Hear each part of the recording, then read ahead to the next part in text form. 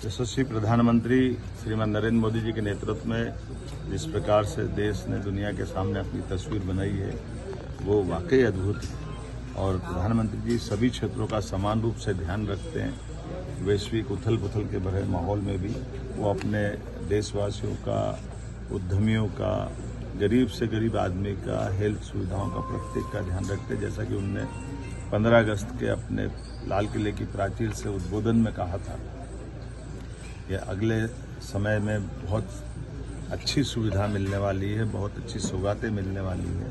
और हमने देखा 1 महीने से भी कम समय में कल जीएसटी की बैठक माननीय वित्त मंत्री जी के साथ जो हुई है, जिस प्रकार से उन्होंने अपनी चीज़ों को कहा है और अगले नवरात्रि से वो लाभ मिलने वाला है 22 सितंबर से।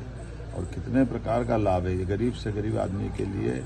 ये हमारे लिए ज़्यादा आनंद की चीज़ है कि जो मध्यम वर्गीय, गरीब और कई प्रकार की सुविधा दिन उपयोगी में जो हर कोई व्यक्ति भी लेता है, उन सबको भी इसका लाभ मिलेगा।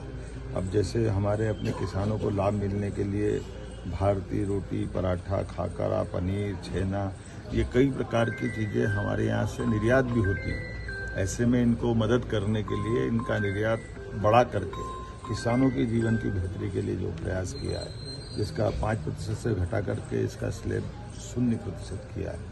शिक्षण सामग्री, शिक्षक खास करके नक्शे, chart, globe, pencil, sharpener, crayons, pastel, copy, notebook, ये हर विद्यार्थी के जीवन में अत्यंत आवश्यक होती है।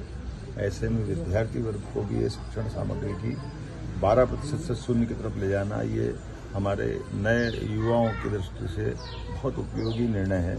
कृषि उपकरणों के लिए जैसे मैंने कहा कि कृषि सेक्टर हमारी पहली प्राथमिकता है। ये पूरे दुनिया के माहौल में भारतीय कृषि व्यवस्था को, कृषि व्यवसाय को इन आर्थिक बड़ी ताकतों से बचाने का प्रधानमंत्री जी जो लड़ाई लड़ रहे हैं, वो उनने अपने जीएसटी के माध्यम से भी वित्त मंत्री जी को निर्देश दिए। उसका परिणाम दिख रहा है।